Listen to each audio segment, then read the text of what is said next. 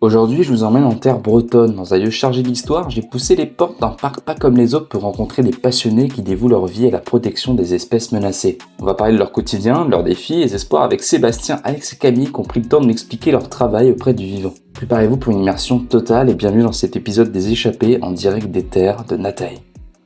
C'est les Échappés, bienvenue dans le podcast de celles et ceux qui sont passionnés par le vivant. Aujourd'hui, épisode spécial, on est aux terres de Nataï avec Sébastien Musset, le capitaine. Capitaine de l'équipage Nataï, bonjour.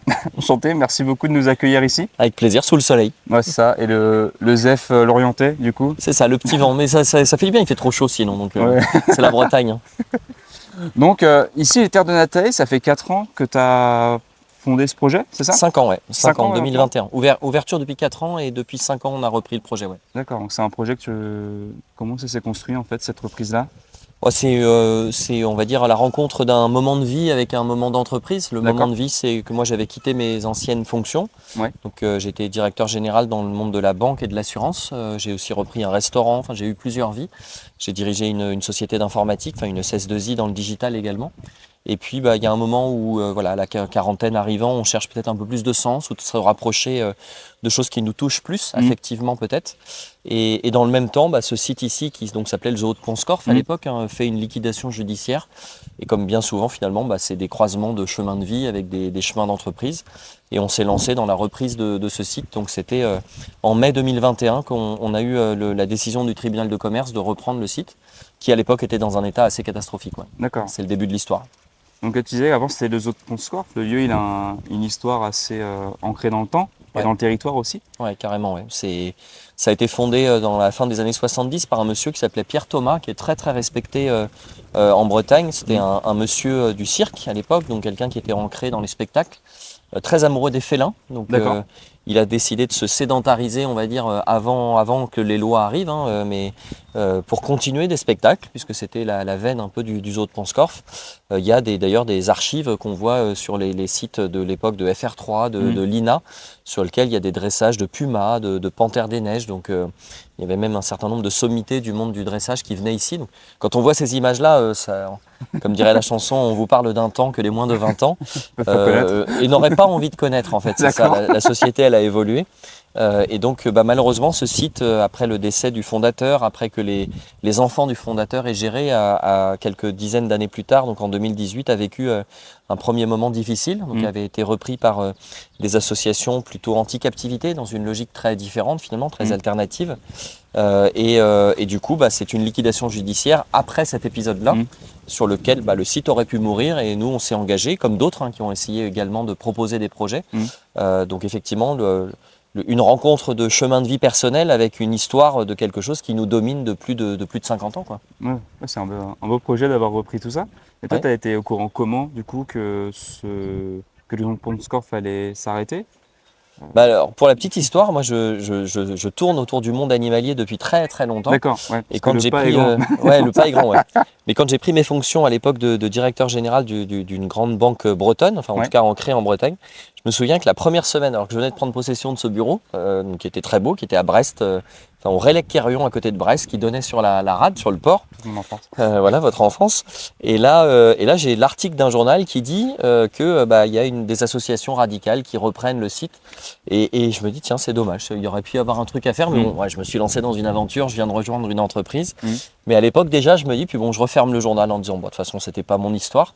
Et puis quelques années plus tard, finalement, j'ai un copain qui, quand moi j'ai quitté cette grande banque, après quelques années chez eux, un copain qui me tague sur les réseaux et qui dit, tiens, toi qui cherches une deuxième partie de carrière ou quelque chose de différent, il y a ce site qui est maintenant en liquidation judiciaire, tu devrais regarder, et l'histoire commence comme ça en fait. D'accord. Et la première action à faire pour monter ce projet de reprise, c'est quoi concrètement? J'imagine déjà trouver les financeurs. Ouais, c'est ça. La première étape, moi j'y connais pas grand chose à l'époque, si tant est qu'on puisse considérer que j'y connaisse plus aujourd'hui. Mais à l'époque, j'y connais vraiment rien. Et donc la première étape, c'est de se dire c'est quoi, comment ça fonctionne. Moi, je suis pas très. La captivité animalière est pas quelque chose qui me passionne. Je suis pas très à l'aise. Je fais pas partie d'un monde dans lequel je sais que l'un des mots consacrés dans le monde des parcs zoologiques, par exemple, pour parler de toute la présence des animaux, c'est le mot collection. Oui. Donc ça renvoie à toute l'histoire du monde des parcs zoologiques, où à la base c'était des animaux qu'on enfermait pour les étudier, pour les dessiner, là on parle de plusieurs dizaines d'années derrière nous. Oui. Ensuite il y a ce virage du bien-être animal, d'espaces plus grands, de mixité d'espèces, enfin il y a beaucoup de choses qui se sont passées dans l'histoire zoologique. Mais moi je connais pas ce monde-là, et quand je dis que je suis pas à l'aise, c'est que j'ai pas un amour particulier de voir des animaux en captivité. Mais à ce moment-là, c'est vrai que je me renseigne énormément. Je discute notamment avec un monsieur avec un grand M qui s'appelle Pierre Gay, le fils du fondateur du bioparc de Douai-la-Fontaine, si je dis pas de bêtises. Et ce monsieur en fait, m'explique tout ce qui est programme de conservation, programme d'élevage, population de secours, génétique, réintroduction. Et comme je suis de formation scientifique, ingénieur de formation, ça me parle en fait. Là, je retrouve des choses qui me plaisent, où je me dis, tiens, la captivité, elle peut faire sens. Il peut y avoir des trucs intéressants à faire, y compris dans des enjeux de réintroduction. Alors ça fait beaucoup parler, chacun a un peu son avis sur ces enjeux de réintroduction. Il y a ceux qui pensent que c'est facile, qu'on met un animal dans une caisse, on l'emmène en avion, puis on le dépose sur une plage. Ça, c'est ce qu'on raconte aux gens sur les réseaux sociaux pour les toucher un peu affectivement. Et puis comme ça. Voilà, ça se passe pas comme ça, mais ça peut se faire, et ça se fait en fait, mais de façon plus cartésienne, plus scientifique, plus élaborée. Et donc voilà, donc dans cette réflexion-là, à l'époque, pour répondre à votre question, il y a effectivement le côté financement, il faut trouver mais surtout, de la première étape, c'est pour faire quoi en fait. Ok, c'est un zoo en liquidation judiciaire, il y a manifestement beaucoup de travaux à faire, donc il faut beaucoup d'argent. Mais si c'est juste pour permettre à des gens de venir voir des animaux, moi, je ne me serais pas lancé dans le projet en fait.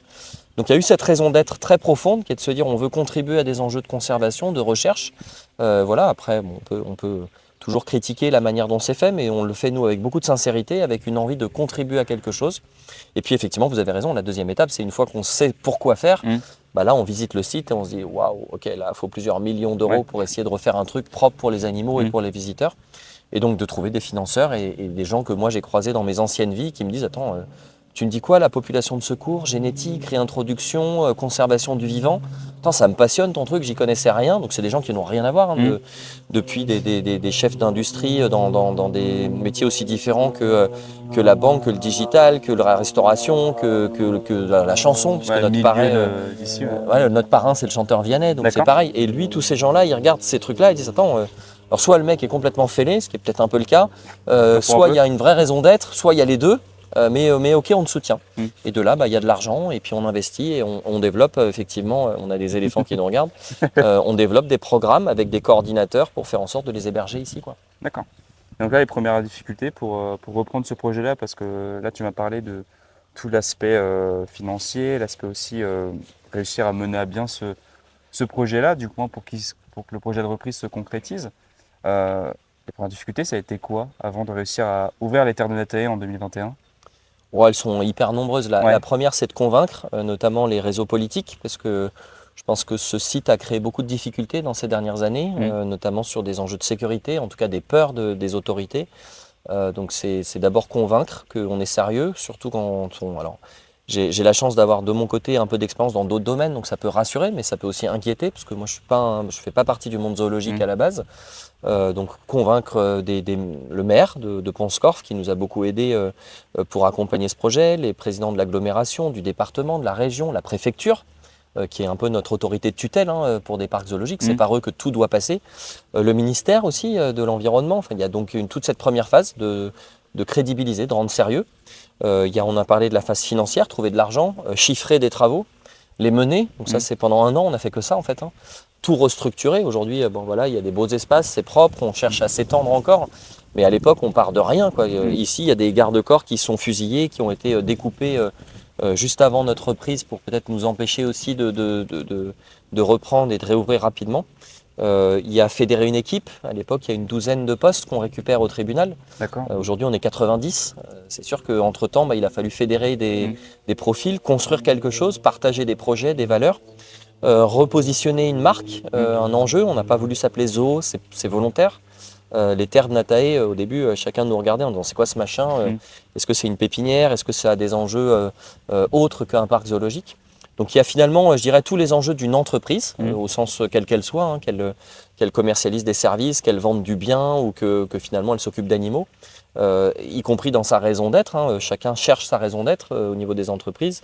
Et puis il y a strictement le domaine animalier et les travaux très lourds qu'on a dû mener. Donc ça a été un boulot énorme, honnêtement, pendant Pendant un an et pendant les années qui s'en sont suivies, ça a été des boulots absolument énormes. Ouais. Et vous continuez à vous développer au sein du parc pour ouvrir de Bah, nouveaux espaces, ce genre de choses. Exactement, là, très régulièrement et tout au long de l'année, on fait des travaux. Vous avez dû en voir en arrivant ici, Oui. des zones. Voilà, et ça fait partie de nos enjeux. Et on n'a pas un modèle où on se dit on fait les travaux en janvier, puis après on arrête. Nous, on en fait tout au long de l'année. Mm. On considère qu'il faut que sur un site de 12 hectares, évidemment, le site soit beau, soit propre, soit bien géré pour les animaux en premier lieu, pour les visiteurs. Mm. Mais on ne s'empêche pas de faire quelques zones de travaux régulières. Et tant pis si on est au mois de mai, au mois de juillet, au mois d'août, si les travaux sont faits en sécurité, ça ne nous pose pas de problème. Et puis on a un énorme projet, là c'est au-delà de la transformation du parc actuel, c'est de tripler sa taille. Donc on a obtenu l'année dernière une révision de ce qu'on appelle le plan local d'urbanisme, qui nous permet finalement d'espérer pouvoir utiliser ces terrains. Donc on parle de 20 hectares de plus que les 10 actuels ou les 12 actuels, donc c'est quand même des grands espaces pour les animaux. Là, il faut réfléchir évidemment, comme on l'a fait en 2021, à comment on va utiliser ces espaces-là, pour quelles espèces, par rapport à aussi notre raison d'être et ces enjeux de conservation, trouver des financements encore, convaincre encore. Là, il y a des nouvelles élections, donc des nouveaux élus qui arrivent, donc il faut leur réexpliquer l'histoire des terres de Nataï, tout ce que nous on a vécu, remettre tout sur la table et puis continuer à aller de l'avant avec nos visiteurs. Et du coup, lorsque tu as repris ce projet-là, comment tu as fait pour t'entourer de personnes? Tu disais que tu as repris 12 postes. Ouais. Tu as déjà, j'imagine, des soigneurs sur place, de l'ancien repreneur. Et pour développer cette équipe-là, comment tout se passe? Il y a une politique peut-être RH, je ne sais pas trop. Alors ça fait partie de mes compétences, parce que moi j'ai été DRH tout au début de ma carrière professionnelle. Ensuite, c'est des rencontres, hein. Il y a des gens avec qui on match, des gens avec qui on ne matche pas. Soit parce que le projet, soit parce que la façon de gérer l'entreprise. Il y a un certain nombre de convictions que j'ai acquises en 25 ans de vie professionnelle qui font qu'aujourd'hui, il y a des choses que j'accepte plus, ou au contraire des choses que je valorise, qui sont très importantes pour moi au quotidien dans ma relation avec les équipes. Donc c'est de la construction, ça prend beaucoup de temps. Voilà, dans un entretien de recrutement, on se rencontre, on se plaît ou on se plaît pas, mais si on se plaît, c'est pas sûr qu'on se plaise en fait. Oui, d'accord. C'est qu'une heure, voilà. Donc voilà. Et puis il faut adhérer aussi à un enjeu de parc un peu différent, avec des convictions un peu différentes. Il y a des personnes qui se sont trouvées bien et qui sont encore là aujourd'hui. Il y a des personnes qui sont parties parce qu'ils ne se sont pas trouvés bien ou qu'on ne les a pas trouvés bien. Voilà, puis ça prend beaucoup de temps en fait de construire ça. Je dirais que sur 90 postes aujourd'hui, on a bien dû en avoir l'équivalent de 150 ou de 180 avec des gens qui sont arrivés, qui sont restés, et puis des gens qui sont arrivés, qui sont partis. Ça prend du temps. Et puis c'est vrai que il y a 5 ans, quand on reprend un truc comme ça, qui n'a pas forcément une bonne image, des gens se disent est-ce que ça va durer dans le temps? C'est compliqué de s'engager sur des contrats de travail en se disant peut-être le truc dans 6 mois il est en faillite. Ouais. On a eu beaucoup de jeunes au départ, beaucoup de gens avec peu d'expérience qui se sont dit là il y a une porte qui s'ouvre pour moi. C'est des gens qui ont fait une jolie trajectoire aujourd'hui, qui ont pris des responsabilités, qui ont des postes de management, des gens à qui je fais très confiance, mais qui parfois n'ont pas une expérience de très nombreuses années. Et là, on voit qu'on commence à attirer aujourd'hui des gens plus expérimentés, qui se disent le truc a l'air un peu plus ancré, un peu plus costaud. Tiens, ça m'intéresse d'y mettre le nez. Voilà, donc c'est du temps, il faut du temps, beaucoup de temps en fait, et du travail. Donc là, aujourd'hui, vous êtes 90. Ouais. Et répartis en plusieurs secteurs, j'imagine. Donc, Ouais, plusieurs départements. C'est majoritairement dans la construction. La première étape vraiment très importante, ça a été l'animalier. Donc au tout début, c'était les soigneurs en priorité, les vétérinaires. La technique aussi, parce que la technique vient impacter énormément les qualités de vie des animaux. Quand il faut construire telle ou telle chose, améliorer tel ou tel enclos, je dirais que c'est presque aussi important de mon point de vue pour l'animal que les équipes vétérinaires ou que les équipes soigneurs. Ce qui veut dire que tout le reste, on l'a vraiment mis en retrait. Le commercial, la communication, on n'était pas très nombreux à le faire. Ça se comptait sur les doigts d'une main. La finance, tous ces éléments-là. Voilà. Donc ça a été une charge de travail, mais c'était un choix d'allouer des ressources là où c'était prioritaire. Et puis tout doucement, on a eu la chance de faire grandir les autres équipes. Et encore à l'heure actuelle, il y a des équipes qui sont un peu les parents pauvres du projet. Mais voilà, il fallait accepter. Donc ces équipes-là, elles ont aussi accepté de beaucoup donner, peut-être un peu plus que les autres proportionnellement. Aujourd'hui, une équipe éléphant avec 6 soigneurs, elle est 2 fois plus importante que notre équipe commerciale pour gérer les relations avec les entreprises. C'est un choix. C'est le choix de prioriser cette partie-là au détriment d'autres, mais qui arriveront très bien au fur et à mesure que le projet. C'est ça. Plus Je dis souvent, décider, c'est renoncer. On a décidé, voilà, le capitaine, il sert aussi à ça.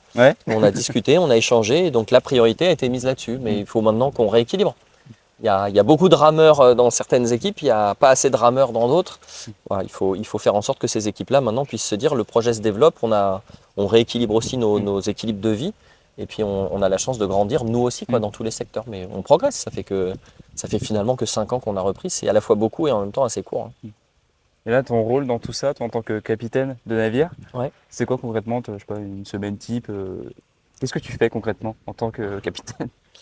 Bah, la semaine type, elle n'existe pas en fait. Ouais. Elle est drainée par les problèmes. Je dirais que moi, ma première mission aujourd'hui, c'est d'assurer une vision. Mmh. Le capitaine d'un navire, la première chose, c'est de définir le cap, où est-ce qu'on veut aller en fait, et comment on va y aller. Mmh. C'est rare qu'on y aille tout droit, on tire des bords, hein, notamment en voile. Donc je dirais que ça, c'est d'être garant quelque part de cette vision autour de la conservation, de principes très très forts d'action. Sur les associations qu'on veut soutenir, sur le fait de ne pas faire de spectacle, sur le fait d'accueillir que des espèces qui soient en vulnérabilité pour que la captivité serve à quelque chose. Voilà, donc je dirais que la première étape, mon premier rôle au quotidien, c'est de s'assurer que le cap est clair, que la raison d'être est claire, que le comment on y arrive est clair et que surtout on reste aligné par rapport à ça et qu'on ne fait pas d'exception. Ou si on fait des exceptions, c'est parce qu'on tire un bord à tribord avant de mieux revenir vers le cap. Donc ça, c'est mon premier rôle. De façon plus concrète, ça veut dire que toutes les décisions du quotidien, typiquement une action commerciale par exemple, il faut qu'elle soit cohérente avec cette raison d'être. Il y a des choses qu'on va refuser de faire parce qu'on considère que ce n'est pas lié à notre raison d'être et à ces enjeux de conservation. Un choix animalier, très souvent on nous contacte pour dire tiens, on a tel animal ou telle espèce, est-ce que ça vous intéresse? Non, parce que par rapport à notre enjeu de conservation, de vulnérabilité, ça ne rentre pas dans nos critères, quoi. Donc ça, c'est une vision plutôt long terme et une action plutôt long terme ou moyen terme. Après, le rôle du capitaine, c'est de s'assurer que l'équipe va bien et qu'elle va bien individuellement et collectivement. Ça, c'est la moitié de mon temps. Dans une semaine type, l'humain. Ouais. C'est à la fois passionnant et à la fois épuisant. Je dirais d'abord épuisant et quand même un peu passionnant. C'est s'assurer qu'individuellement les gens vont bien et on est dans une société où c'est parfois pas facile d'aller bien, y compris à titre personnel. C'est-à-dire que souvent on va dire que dans sa relation avec son entreprise ça va pas bien, mais en fait le premier sujet c'est qu'on va pas bien avec soi-même parce que c'est dur aujourd'hui. J'avais un ancien collaborateur qui disait le monde est méchant, soyez gentils. C'est un peu vrai quand même.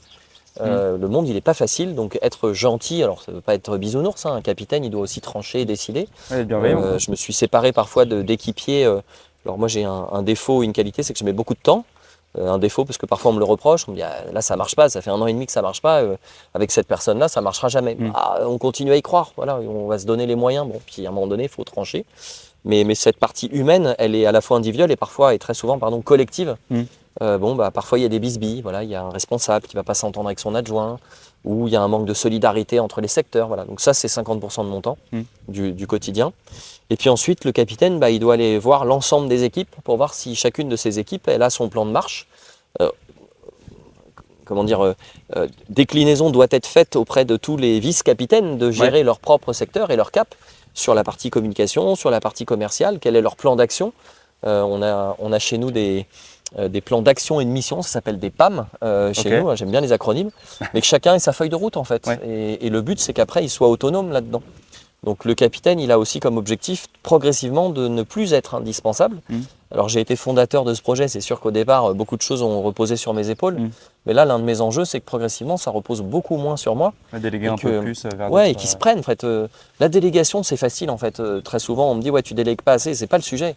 Le sujet, c'est est-ce qu'en face, les capitaines de chacune de ces petites équipes-là, ils sont capables de gérer en autonomie et c'est à eux de couper le cordon progressivement. Il y a des équipes aujourd'hui, on a en gros 7 secteurs différents. D'accord. Soigneurs, vétérinaires, restauration, billetterie, boutique, commercial, communication, technique. Enfin, il y a un certain nombre de sujets très très différents les uns des autres. Il y a un niveau de maturité de ces différentes personnes, dont je disais tout à l'heure, certains sont des jeunes qui ont grandi avec Natae. Mais ils n'ont pas tous le niveau de maturité pour être seuls et autonomes dans leur gestion. Je ne dis pas indépendants. On doit tous être très dépendants les uns des autres. C'est hyper important. Là, on est en train de filmer dans un espace. C'est important que l'équipe d'accueil, de billetterie, elle soit au courant qu'à un endroit donné, pour prévenir les visiteurs, il y a un tournage qui est en cours et que peut-être ça peut embêter s'ils passent par cet endroit-là ou qu'il n'y aura qu'un petit espace pour passer. C'est ce niveau d'exigence qu'il faut avoir dans la dépendance les uns avec les autres. Mais pour autant, il faut que l'équipe billetterie-boutique, elle fasse son taf sans avoir besoin de revenir vers moi toutes les 5 minutes, quoi. Donc c'est ça, l'enjeu aujourd'hui pour moi, c'est de rendre autonomes ces équipes-là et d'assurer cette coordination pour que la vision, ce cap, il soit suivi par tout le monde, chacun œuvrant en fait dans ses métiers différents. D'accord. Et toi, tu as réussi à apprendre tout ça sur le tas? Parce que la gestion d'un parc, j'imagine que c'est pas la même chose que la gestion d'une entreprise banale, entre guillemets. comment tu t'es mis, comment tu as pris ta rame et tu t'es dit allez on y va? Ouais, j'ai toujours fait moi j'ai eu la chance de changer beaucoup de secteurs et de découvrir beaucoup de nouvelles choses. Je pense qu'il faut de la curiosité. La curiosité, c'est énormément de travail, hein. C'est écouter, c'est questionner, réécouter, re-questionner, creuser tous les sujets.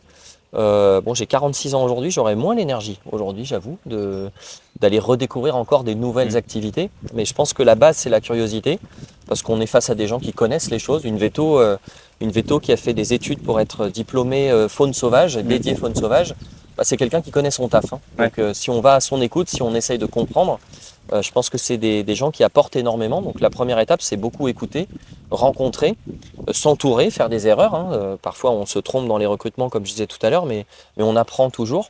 Et puis ensuite, j'ai envie de dire, si c'est un peu comme toutes les entreprises, hein, y a des éléments de base qu'il faut savoir fédérer, notamment cette communication entre les gens. Si on fait des silos, si chacun gère dans son coin, c'est le désastre assuré. Et ça, c'est vrai pour toutes les entreprises, que ce soit de la production de biens. Enfin, je veux dire, si le marketing ne parle pas avec la technique, j'ai vécu dans d'autres secteurs, dans d'autres métiers, des gens qui créent des produits sans même se poser la question de savoir comment ils allaient être gérés et encore moins comment ils allaient être commercialisés. Donc la base reste quand même la même. Ensuite, il y a un élément fondamental, probablement chez nous, c'est le cas dans d'autres secteurs certainement, mais ou deux éléments fondamentaux, la passion et le vivant. La passion parce qu'on ne travaille pas dans ces secteurs-là sans être passionné.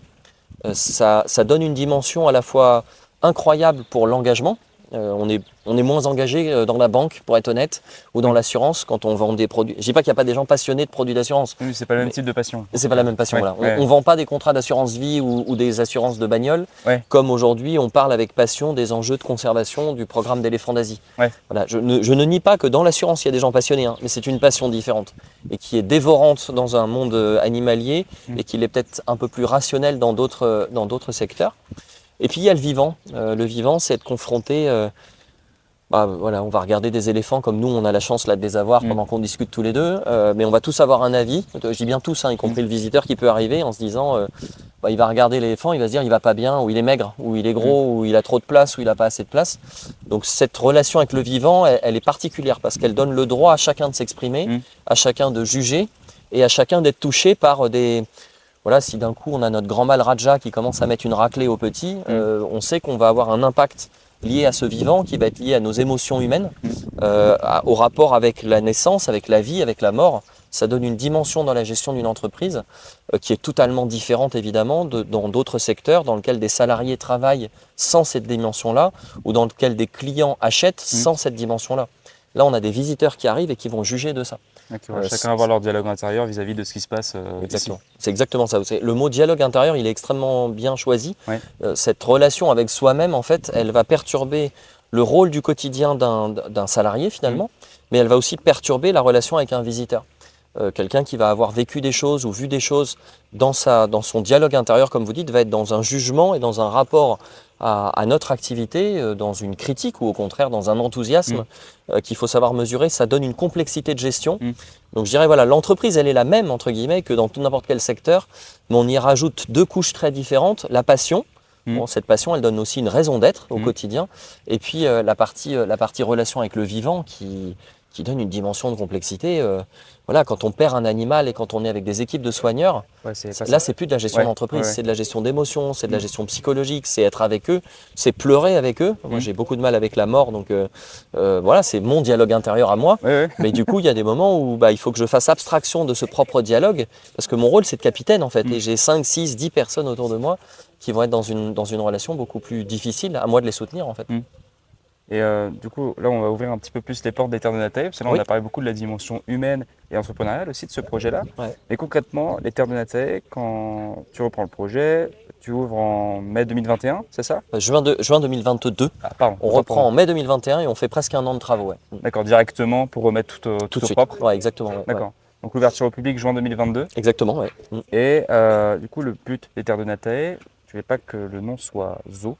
Non. Donc concrètement, qu'est-ce que les Terres de Natae par rapport à l'appellation Zoo? Qu'est-ce qui aurait pu changer en fait sur Alors, je sais pas répondre à la question en fait directement. Pourquoi? Parce que le mot zoo recouvre un nombre de réalités et d'établissements extrêmement différents les uns des autres. D'ailleurs, on le voit, il y a eu une évolution ces dernières années du zooparc au bioparc, au parc refuge. Ouais. Voilà. Donc en fait, à l'époque où je réfléchis à l'image, et à nouveau, tout part dans une création d'un projet de qu'est-ce qu'on veut en faire, c'est quoi la raison d'être en fait. La raison d'être, ça peut être faire de l'argent. Et je ne parle pas forcément dans le monde animalier, mais il y a des entreprises, leur but concrètement, c'est produire de l'argent. Voilà. Est-ce que ça passionne? Voilà, moi, j'ai pas de jugement là-dessus, mais en tout cas, moi, c'est pas ma passion. Aujourd'hui, moi, ma passion, c'est de me dire, la captivité, pour moi, il faut qu'elle soit utile, qu'elle serve à quelque chose. J'ai un background scientifique, donc j'ai besoin qu'il y ait une partie scientifique, une partie ingénieur, une partie rationnelle autour de ça. Tous les programmes d'élevage, les programmes de conservation, les études génétiques, forcément, ça me passionne. Donc hop, je fous ça dans le cœur aussi du réacteur. J'ai une dimension humaine, voilà, je suis ingénieur, mais mon premier rôle, ça a été d'être DRH. Donc l'humain me passionne par j'aime bien à nouveau ce mot de dialogue intérieur, la construction de chacun, qui est passionnante aujourd'hui. Moi, je m'émerveille parce qu'on a, par exemple, des salariés. On a recruté un couple il y a quelques années, là, enfin un petit peu moins, qui est venu, qui nous a rejoints, qui s'est installé là. Le couple travaille avec nous, chacun dans des domaines différents.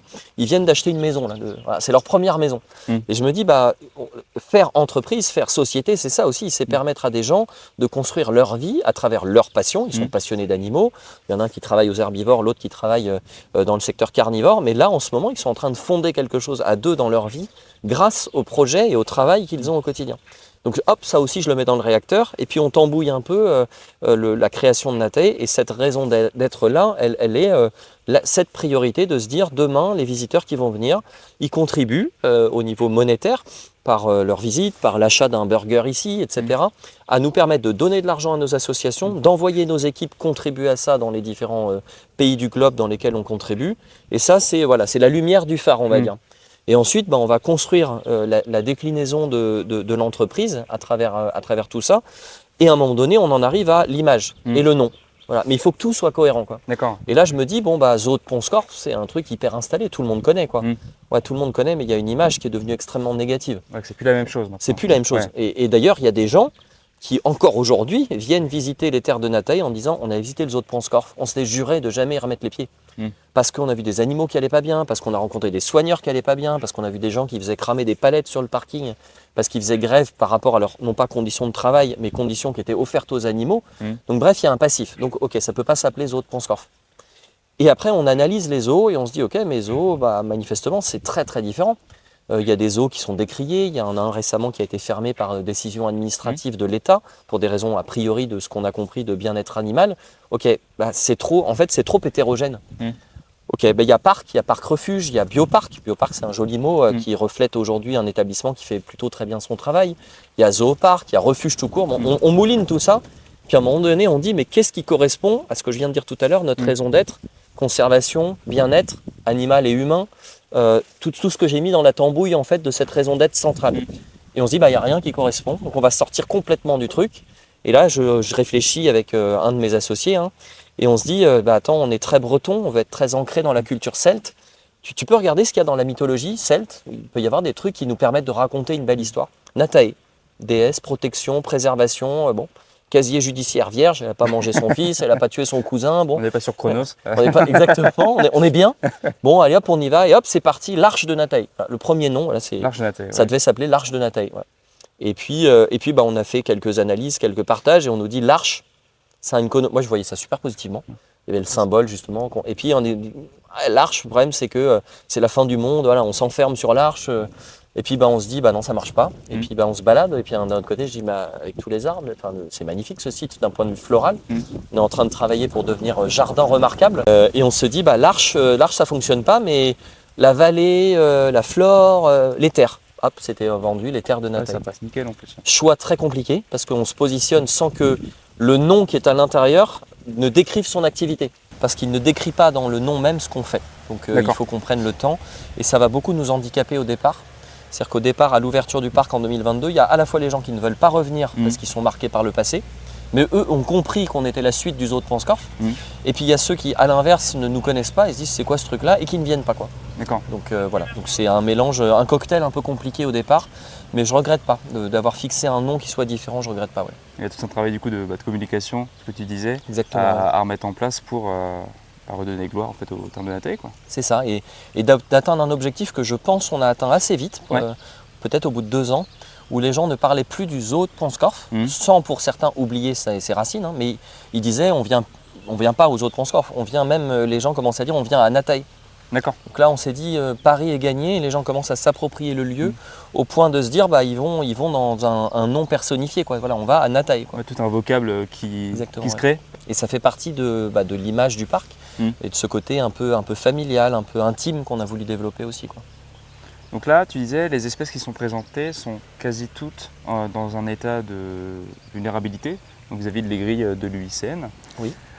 C'est une volonté, du coup, lors de la création de ce projet-là, de représenter au public que des espèces qui sont en danger dans leur état naturel. Ouais, alors c'est pareil, on repart sur cette histoire de raison d'être, mais à nouveau, il faut fixer un cap, hein, c'est pour ça que j'aime bien ce mot capitaine, et une fois que le cap est fixé, il faut le suivre. Comme on s'est dit tout à l'heure, notre enjeu c'est la conservation, c'est se dire la captivité doit être utile à quelque chose. Et à partir de là, on s'est dit il faut des indicateurs, il faut se baser sur des études, sur des faits, ça c'est mon côté un peu scientifique. Il en faut. Et l'UICN, que vous citiez à juste titre, l'Union internationale pour la conservation de la nature, est un guide incroyable pour l'analyse de ces espèces et les niveaux de vulnérabilité. Et alors on s'est dit, et notamment avec l'ancien responsable pédagogique à l'époque qui m'aidait là-dessus dans ses réflexions, on s'est dit dire 100% d'espèces menacées, c'est peut-être pas ce qu'il faut. Parce que c'est peut-être beaucoup trop radical et trop caricatural. Mais on va se fixer un cap, peut-être 2/3, 3/4 d'espèces menacées, pour faire en sorte que les espèces qu'on va héberger ici, on ait la ligne directrice.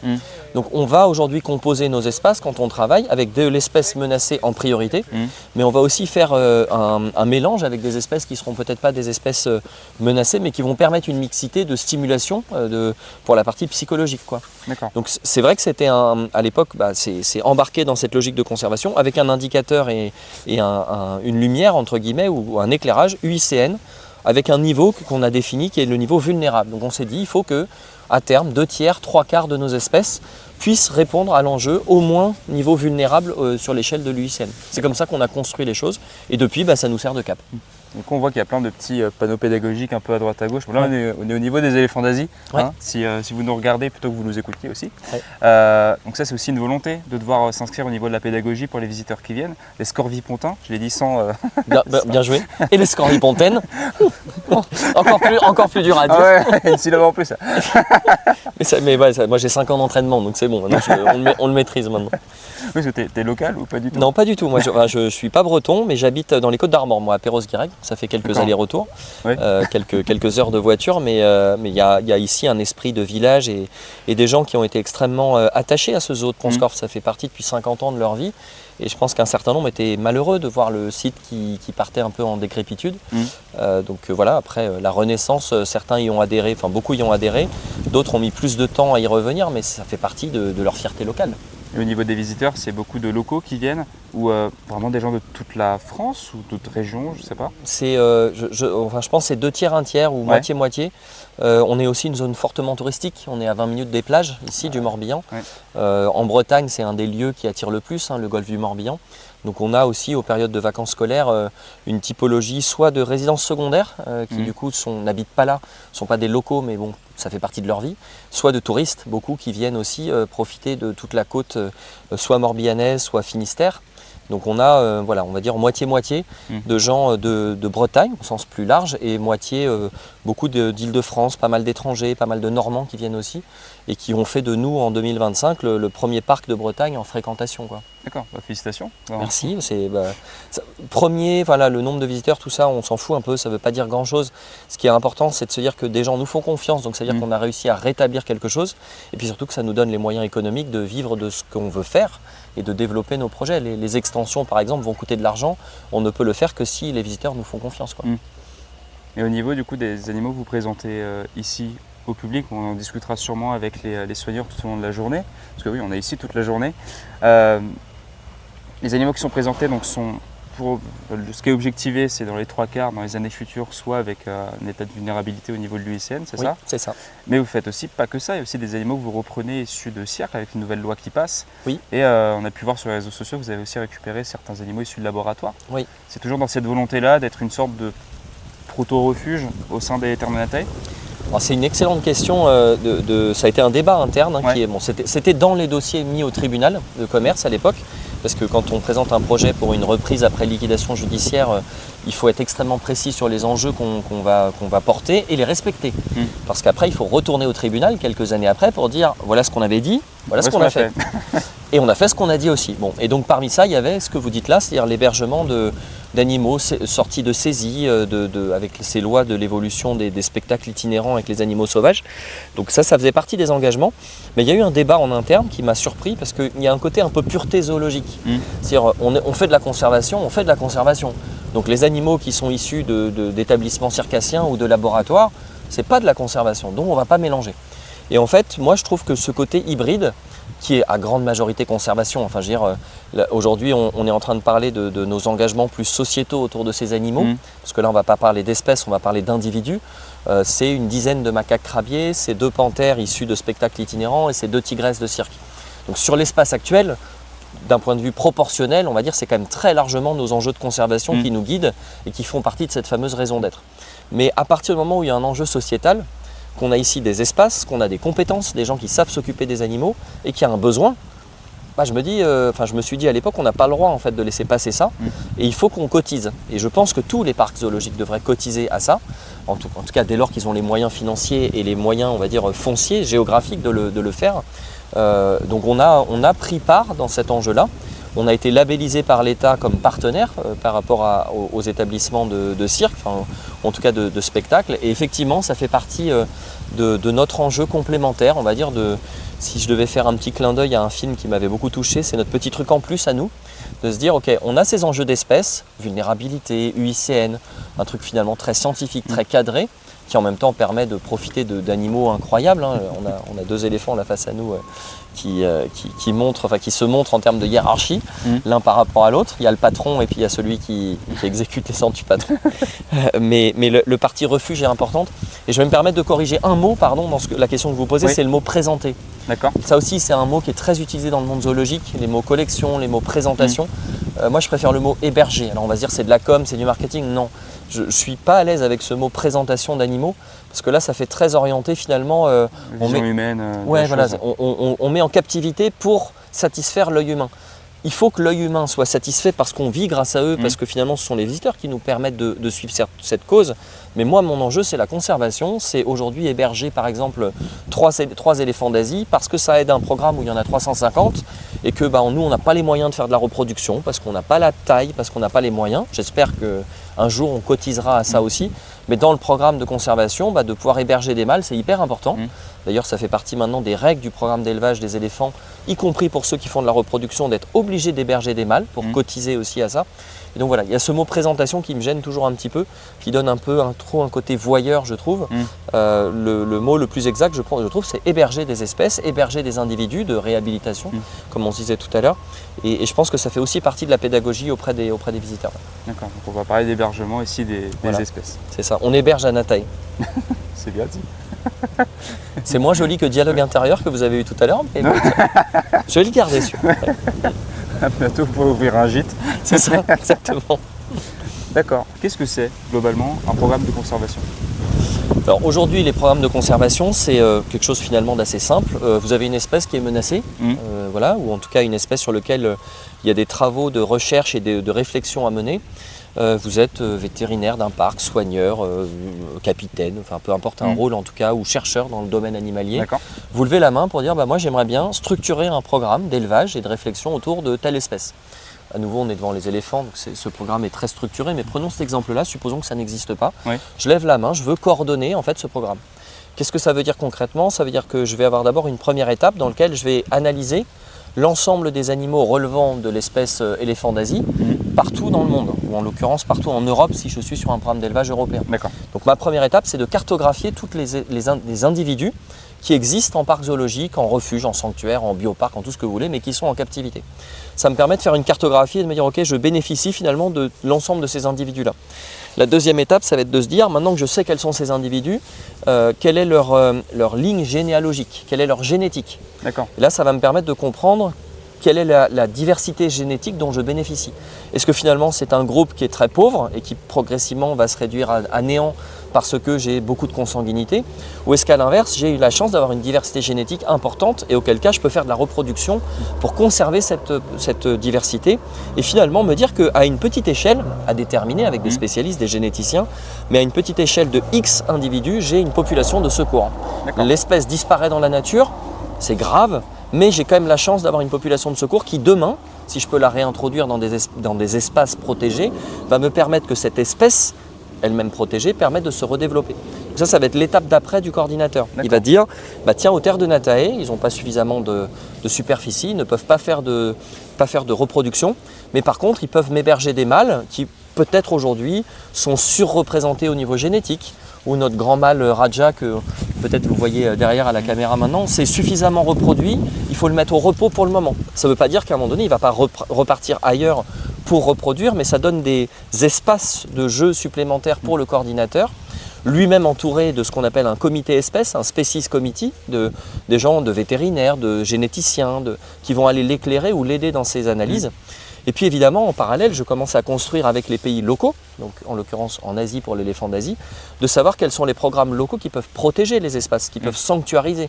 Parce que demain, exactement in situ, parce que là je peux commencer à réfléchir en me disant demain, peut-être que tel et tel éléphant, c'est moins le cas aujourd'hui sur les éléphants, mais les pandarous par exemple, je peux commencer à me dire je sanctuarise et je vais pouvoir réintroduire de la génétique intéressante en prenant évidemment le temps de voir les sujets de maladies, parce qu'il ne s'agit pas d'envoyer une maladie importée d'Europe directement dans l'espace naturel au Népal qui va flinguer tous les animaux qui sont dans la partie népalaise aujourd'hui.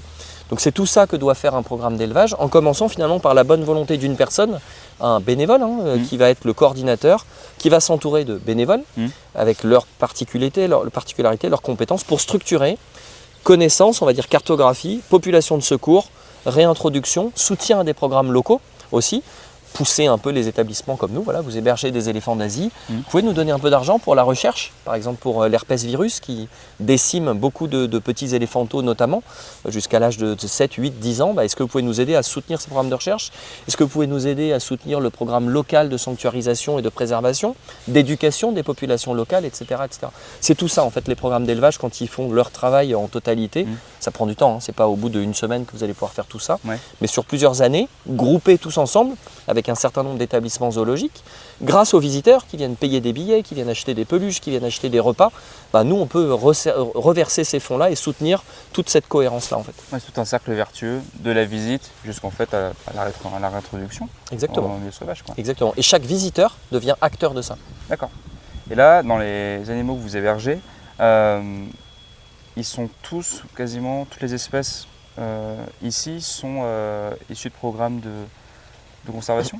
Alors, pas une grande majorité peut-être? Une majorité, ouais. Alors, il faut aussi souligner qu'il y a 5 ans, donc c'était un zoo qui était en liquidation judiciaire. Donc il y a des animaux et des espèces présentes ici qui l'étaient à l'époque. Évidemment, quand on est arrivé, il ne s'agissait pas de dire désolé mon loulou, mais t'es pas dans la raison d'être, donc hop, on euthanasie. Donc on a une raison d'être. Maintenant, cette raison d'être, elle est de long terme, comme je disais, c'est un phare qui nous donne un cap. Il faut qu'on se donne un certain nombre d'années pour converger vers cette raison d'être. Donc je dirais qu'aujourd'hui, on doit être aux alentours de 55-60% peut-être d'espèces qui respectent notre raison d'être, qui sont dans cette logique de vulnérabilité. Un peu plus d'une soixantaine de relations avec des programmes d'élevage pour toutes ces espèces-là. Et puis progressivement, dans nos choix futurs, notamment dans nos extensions, mais aussi dans la réutilisation de certains espaces où on a des individus qui vieillissent et qui progressivement disparaissent, on ne va pas essayer de faire du remplissage en se disant là, il y a un espace vide parce qu'il y a eu des décès d'animaux un peu âgés. Non, on va prendre le temps de se dire on va travailler sur tel programme, sur telle espèce. Ah ok, c'est pas disponible tout de suite, il faut attendre 1 an, 2 ans, 3 ans. On veut vraiment contribuer à cette espèce, j'en sais rien, de calitricidés, de primates ou d'autres. On va attendre, voilà. On va attendre, tant pis, on va expliquer aux gens, l'espace il est vide. C'est pas grave, il y a plein d'autres endroits très sympas à observer à Natae. Mais cet endroit-là, à terme, on veut s'engager sur telle espèce. Et on va attendre que le programme d'élevage nous dise là vous nous êtes utile, c'est bon, on va vous confier un groupe de mâles, un groupe de femelles, un groupe reproducteur, mais on va nous attendre pour être dans notre raison d'être. Et donc progressivement, on ne sera plus aux 55-60%, mais aux 65, 70, 75. On n'essaiera jamais d'atteindre les 100%, parce que là ça me paraît être un terme très marketing finalement. Il faut aussi se dire que typiquement ici, avec les éléphants d'Asie, on a de la stimulation par du moonjack. Le muntjac, c'est une espèce invasive, dans son espace naturel en tout cas. Donc c'est pas un animal ou une espèce qui... Petit cervidé, c'est ça? Exactement, pardon, vous avez raison de préciser. Petit cervidé, qui va vivre en cohabitation avec les éléphants, qui va stimuler aussi les relations interespèces, mais c'est pas une espèce qui est en danger. Pour autant, on va quand même l'utiliser, cette espèce-là, dans la mixité, ce qui ne nous permettra pas d'atteindre les 100%. Mais c'est pas un but en fait. D'être aux alentours de 2 tiers, 3 quarts, ça c'est l'objectif que nous on veut se fixer ici, quoi. Ça fait un périmètre assez large au final avec tout ce que vous faites Tout à fait. ici pour tout ça. Là, du coup, Natae, les prochains projets, c'est réussir à étendre le parc sur 20 hectares en plus, donc ça ferait 32-33 hectares, c'est ça au Tout final? à fait, ouais. C'est pour quel horizon, cette ouverture-là? On espère pouvoir commencer les travaux dans un an, donc mars 2027, les premiers travaux pour les premières parties. On ne va pas faire les 20 hectares d'un coup, enfin, je veux dire, il faut aussi, là aussi prendre le temps de faire les choses. On pourrait, il faudrait aller chercher 20-25 millions d'euros et puis on fait 4 ans de travaux et dans 5 ans, boum, on ouvre 20 hectares de plus. C'est pas, pour le coup, voilà, ça c'est le rôle du capitaine, fixer un cap, la décision elle est claire, commencer les premiers hectares, peut-être 4, 5, 6 hectares pour commencer, ce qui va déjà faire un beau foncier. Voilà, on va augmenter quasiment de 50% la taille du parc actuel. Nos loulous là qui sont derrière nous, ils vont profiter d'un espace plus grand. Girafes c'est pareil, la plaine africaine, tout ça, ça permet de réallouer des espaces plus grands et peut-être plus adaptés à ces espèces-là. Je pense que les terres de Natae, vous l'avez vu, c'est un espace qui est très vallonné, très arboré. C'est moins sympa pour des herbivores qui ont besoin de grandes plaines. Donc ça va être tout l'enjeu de ces futures extensions. Donc c'est un enjeu clé. Et puis l'autre enjeu clé, c'est de continuer à transformer l'espace actuel. Il ne s'agit pas de se dire, ici on a fini, on va s'occuper que ce qui est de l'autre côté. Je dis de l'autre côté parce qu'il faut qu'on franchisse une départementale par une petite passerelle. Et donc de se dire, on va continuer à transformer tous les endroits ici qui ne sont pas encore au top ou qui ne sont pas suffisamment bien. Dans le cadre de ces extensions, ça va permettre de transférer certaines espèces, ce qui nous permettra d'agrandir aussi des espaces actuels pour que les animaux aient plus de place. D'accord. Un beau projet en tout cas. Voilà, du travail, beaucoup de travail, mais on a l'expérience pour le faire, je pense, et puis on a surtout une équipe qui s'est formée maintenant avec des gens solides qui font partie, qui sont ancrés dans ce travail, dans ce projet-là. Je pense qu'on a tout ce qu'il faut pour réussir. Après, il faut les soutiens politiques, il faut les investissements, les finances et puis la confiance des visiteurs pour continuer à se développer. C'est tout un travail à mettre en œuvre. J'espère que tu arrives à dormir des fois quand même. Ouais, si. Il y a un moment donné, la fatigue nous rattrape. Ouais, c'est ce qu'on dit. Ouais, mais il faut pas dormir beaucoup parce que si on a besoin de trop de sommeil, on ne peut pas faire ça. Mais j'espère bien. Merci en tout cas. Merci de l'échange. Merci beaucoup.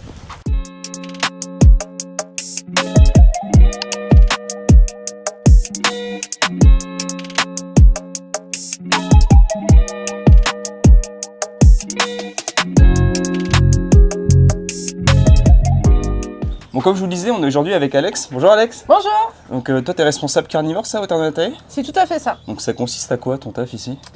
C'est de gérer, de prendre soin de tous les carnivores, mais c'est pas que ce qu'on pense, les canidés ou les félins. Il y a aussi les pandarous qui font partie des carnivores, les ratons laveurs, les suricates, tous ces petits animaux-là. En fait, tout ce qui mange de la viande. Ok.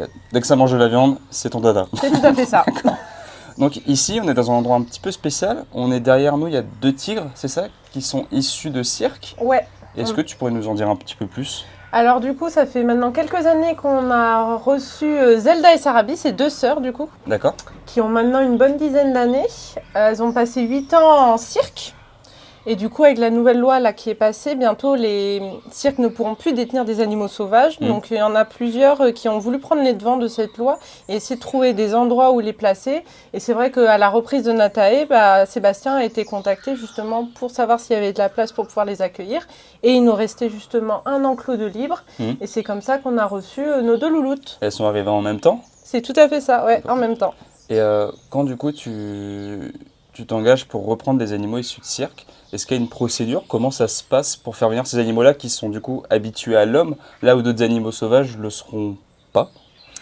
Ça a été tout un challenge parce que c'est vrai qu'ici on était habitué à avoir des animaux qui ont toujours vécu en parc zoologique et qui ont quand même une distance de l'homme parce que on les caresse pas, alors qu'elles ont été vraiment habituées pendant des années au contact direct, alors que les animaux qu'on avait jusque-là pas du tout. Donc ça a été un challenge parce qu'en fait, on a appris à s'apprivoiser mutuellement. Parce que du coup, c'est des animaux qui n'ont pas non plus les mêmes codes que peuvent avoir des tigres issus de parcs zoologiques parce qu'on les a habitués à rugir ou à ronronner ou à faire des comportements sur demande. Donc, des fois, on sait pas quand. Des fois, on a Zelda qui ronchonne. Des fois, en fait, elle est contente. On sait pas. Oui, c'est entre les deux. C'est ça. Donc, c'était un peu compliqué de savoir ce qu'est leurs humeurs et tout, parce qu'en fait, il y avait un bug. Parce que c'était pas du tout là les comportements qu'on pouvait avoir avec Maya qui est juste à côté, par exemple. Et même entre elles, des fois, on a l'impression qu'elles se comprennent pas tout à fait. Et nous, on a des comportements, on a des gestes du quotidien qui, en fait, sans faire exprès, on leur faisait un exercice, on leur demandait quelque chose et on s'en rendait pas compte. Un truc tout bête, c'est que pour les enfermer, soit à l'intérieur, soit à l'extérieur, on est obligé de fermer une trappe. Oui, pour que c'est en sécurité. Voilà, c'est tout à fait ça. En fait, le geste, c'est de prendre la trappe et de lever les bras pour la fermer. Sauf que lever les bras signifiait debout. Donc, on se retrouvait avec les tigresses debout sur les pattes arrière, en fait, sans trop le savoir. Au niveau du training, il y a toute une nouvelle approche à faire pour... c'est ça, parce qu'elles étaient vraiment pour faire des comportements, mais pas forcément du training. Donc, nous, on essaye de... On profite du coup qu'elles soient habituées à l'homme et tout, ça va vite en fait, elles apprennent facilement les comportements, mais voilà, elles apprennent des choses nouvelles, parce que nous ça va être vraiment apprendre, ouvrir la gueule ça elles savaient faire, mais par exemple essayer de se poser et pouvoir récupérer la queue, parce qu'on a un tunnel en fait de training qui nous permet de récupérer juste la queue et faire des prises de sang involontaires en fait. D'accord. Pour éviter justement d'anesthésier l'animal à chaque fois. Oui, en plus, si je dis pas de bêtises, tu es plus experte que moi là-dedans, mais j'imagine anesthésier un gros félin, il y a pas mal de risques aussi pour qu'il se réveille ou pas au niveau de la dose à injecter. En fait, c'est comme nous, en fait. Une anesthésie, c'est pas anodin que ça soit pour nous ou que pour les animaux. Et c'est vrai qu'après, comme pour nous, les facteurs de l'âge... et des antécédents, parce que vu qu'on n'avait pas d'antécédents sur elle, on ne savait pas par exemple les reins, parce que l'anesthésiant, c'est comme pour nous, c'est les reins qui l'éliminent. Donc s'ils ont des problèmes rénaux, c'est vrai que du coup tout de suite, ça peut être plus problématique. Par exemple, même les animaux en surpoids, du coup l'anesthésiant reste plus longtemps dans le corps, il est plus difficile d'évacuer. Donc il y a tous ces paramètres qui rentrent en compte. Donc c'est vrai que tout de suite, on n'a pas voulu les anesthésier, parce qu'on préférait qu'elles prennent leur marque et tout. Mais pour leur bien-être, on a dû les anesthésier ça va faire 1 an peut-être maintenant. D'accord. Parce qu'on voulait les stériliser. Parce qu'il faut savoir que les félins, si on ne stérilise pas, en fait, il y a quand même les chaleurs qui arrivent tous les mois. Surtout que dans notre fauverie, malgré tout, on a notre mâle Limpopo, notre lion. Du coup, il déclenchait les chaleurs de tout le monde. Et tout le monde n'en peut plus. Et du coup, chaleur sur chaleur sans faire de petit, ça peut provoquer des tumeurs ou des problèmes au niveau de l'utérus. Donc on a préféré les stériliser toutes les deux et on s'est rendu compte qu'une des femelles, il était vraiment temps de faire quelque chose. D'accord. Parce qu'elle, ça aurait pu dégénérer. Donc là, ça fait 3 ans qu'elles sont là, c'est ça? Oui. Et bien retenu. Et du coup, on verra sur les images, il y en a une qui est, alors c'est L2 cystique, pas albinos, ou j'ai des bêtises? On a le tigre blanc. Tigre blanc. Ouais. C'est même pas de l'albinisme en fait. D'accord. C'est vraiment... C'est une mutation génétique qu'on voit beaucoup soit en cirque, soit en parc zoologique, mais qu'on verra pas vraiment en milieu naturel, parce qu'il faut savoir qu'en fait, tous les tigres blancs que vous verrez dans n'importe quel parc proviennent d'un seul et même individu. Car il y a une grosse part de consanguinité, on le voit pas mal des fois sur les réseaux, ils ont des têtes... Ils louchent, très souvent on voit un petit strabisme. Elles, on voit ça un peu moins, parce qu'après, derrière, elles ont été croisées aussi avec un petit béret. Donc encore une autre... Ah oui, donc ça s'arrête jamais. C'est ça, c'est pour ça qu'on a Sarabi qui, elle, va être plus blanche, mais on a Zelda qui, elle, va être dorée, qui n'est pas non plus une robe, en fait... qui existe en milieu naturel. C'est vraiment avec encore d'autres croisements qu'on a fait ça. C'est vraiment juste pour la rareté, en fait. Le fait que ça n'existe pas et que l'homme arrive à faire, ça attire en fait l'œil, et c'est pour ça que ça a été créé au début aux États-Unis, la robe dorée. D'accord. Là où, en fait, dans le milieu naturel, cette robe-là ou la robe blanche serait fatale pour eux, parce que ils se feraient voir trop rapidement par leur proie, ils n'arriveraient pas à chasser. C'est tout à fait ça, en fait. En milieu naturel, ça arrive ponctuellement, comme nous, des petites mutations génétiques. Là, c'est juste un gène qui n'a pas voulu travailler. En fait, le gène de la couleur, il a dit non, je ne travaille pas. Comme par exemple les panthères noires, lui, il a dit je travaille à fond, et en fait, tu deviens tout noir. C'est ce qu'on appelle le mélanisme. Oui, tout à fait. Okay. Mais voilà, soit il travaille trop, soit il travaille pas, et normalement il faut le juste milieu. Et en fait là, c'est ça, en fait, en milieu naturel, les petits survivent très rarement, parce qu'en fait les prédateurs les voient à 3 km et souvent ils meurent de faim. Sauf là, il y a quelqu'un, un homme qui a vu une portée avec un joli petit tigrou tout blanc. Jackpot. Il l'a récupéré, il l'a ramené chez lui, sauf que manque de peau, il a voulu en avoir d'autres parce que le blanc c'est rare, il en faut d'autres. Sauf que c'est un gène récessif. C'est comme pour les yeux bleus. Si tu n'as pas tes 2 parents qui ont les yeux bleus, tu n'auras pas les yeux bleus. Ouais, donc il faut les 2 allèles pour que le gène puisse exprimer ce phénotype, quoi. Ouais, donc pour avoir absolument du blanc, il a fait reproduire 2 individus, un d'une robe normale, un blanc. Ça a donné... du blanc? Non, du normal, si, avec un normal et un blanc. Oui, vu que c'est récessif. Donc il faut que ce normal-là ait ce gène pour aller avec son père ou sa sœur, etc. Donc tu parles d'un seul individu. Ouais, tu parles d'un seul individu. Donc il a fait reproduire le père avec sa fille. Ça a encore donné des individus d'une robe normale. Par contre, il a fait reproduire le père avec son arrière-petite-fille. Bam, du blanc. Ah, c'est sympa. Et du coup, tous les blancs que tu verras partout viennent que d'un seul individu qu'on a fait reproduire comme ça avec... D'accord. Et là, les 2, elles sont sœurs, tu disais? Ou elles viennent juste du même Elles sont sœurs, elles sont de la même portée. Ah, en plus, donc il y a eu 2 mélanismes qui sont... 2 bordels génétiques. Elle, c'est pas un mélanisme, c'est un... Autrement, elle serait toute noire. Oui, pardon. Mais on a eu un blanc et un doré dans la même portée. D'accord. Et alors, du coup, là, ça fait 3 ans qu'elles sont là. Bon, elles sont complètement habituées à travailler avec toi. Maintenant, oui. Et tes équipes. C'est quoi les journées quotidiennes avec eux? J'imagine qu'à 3/4, ça doit être du nettoyage. T'as tout compris. Ça, de toute façon, c'est 3/4 de mon métier. Super. Oui, en fait, le matin, on vient s'assurer que tout le monde va bien, que tout le monde a passé une bonne nuit. Et puis des fois, ça reste des sœurs, hein, ça se chamaille, donc on surveille qu'il n'y a pas eu de petits bobos, parce que des fois, il y a les humeurs de chacune. Ça, c'est normal. Du coup, après, on les enferme en bâtiment pour pouvoir faire le tour de sécurité de l'enclos et le nettoyage. On les ressort et puis voilà, on fait le nettoyage après des loges. Et après, normalement, on les laisse plutôt tranquilles jusqu'au repas le soir. D'accord. Sur les gros carniers, on essaye de faire qu'un seul repas. On essaye de faire ce qui se passe dans la nature où les gros félins, eux, ils vont chasser et se gaver d'une seule les grosses proies. Et après, ils se reposent quelques jours. C'est ça, c'est pour ça qu'ils ont des jours de jeûne aussi. D'accord. Ils mangent pas tous les jours parce qu'en fait, c'était pas bon pour eux parce qu'en fait, le système digestif des grands carnets n'est pas fait pour bosser tous les jours. Donc on leur provoquait en plus des problèmes de santé à les nourrir tous les jours. Là, on retrouve des fois quelques dérives, notamment dans certains cirques où les bêtes sont un peu grosses, quoi. Ils sont surnourris, qui a c'est volonté ça. de bien faire, mais qui est pas bien non plus. C'est ça. Après, c'est vrai qu'ils ont plus ils sont nourris, plus ils sont calmes aussi. Donc le ventre bien plein, on sait bien, nous, quand vous sortez d'un bon McDo, vous êtes un peu calé, vous avez plus envie de dormir que d'aller... Là, on est plus productif. Ouais, voilà. Mais c'est vrai que nous, on avait plus pour but pour ça. Donc c'est vrai qu'au fur et à mesure, même si là, je trouve qu'elles ont un peu de bidou, mais c'est le bidou d'hiver. Donc là, on va passer au body summer. Comme nous tous. On essaye. C'est ça, on essaye. Mais voilà, on essaye, oui, de pas avoir... Parce que même pour les articulations, pour les reins, pour tout, en fait, c'est pas bon qu'elles soient en surpoids. Donc c'est vrai qu'on essaye de surveiller ça de près chez elles, en tout cas. D'accord. Merci Surtout beaucoup. avec la stérilisation. Ah oui, d'accord. Avec la stérilisation, c'est comme votre ça chat. fait prendre du poids, quoi. Votre chat, chez vous, quand vous le castrez, vous savez que vous passez en croquette stérilisée, autrement... D'accord. Là, c'est pareil. Bon, coquette stérilisée pour elle aussi, alors. Poulet stérilisé, je sais pas si on a. Moi, tu as trouvé ça dans quelques fermes glauques. Mais... Donc, tu m'expliquais dans ta journée, tu as beaucoup de nettoyage, tu les nourris de temps en temps. Et qu'est-ce qu'elles font de leur journée aussi, sinon, à part se prélasser au soleil, qui est une journée agréable pour nous tous? Par moment, on essaye aussi d'enrichir au mieux, parce que c'est vrai que leurs journées peuvent être un peu monotones, si on peut dire. On essaie d'enrichir un peu leur milieu. Donc, c'est vrai qu'on peut voir là, par exemple, dans l'enclos, dans le bassin, une bouée qui flotte. Des fois, en plein après-midi, vous pouvez voir Zelda qui donne des gros coups de... Elle se prend pour un gant de boxe et elle va jouer avec. Elle aime beaucoup se baigner. On peut s'amuser aussi à mettre des épices. Il y a certaines odeurs que les félins aiment beaucoup. Le gingembre, ça marche très très bien. Le gingembre et le curcuma. Parce que des fois, si vous voyez Maya qui est jaune, c'est juste qu'elle s'est roulée dans le curcuma. Elle adore ça. D'accord. Ah ouais, la gueule du type.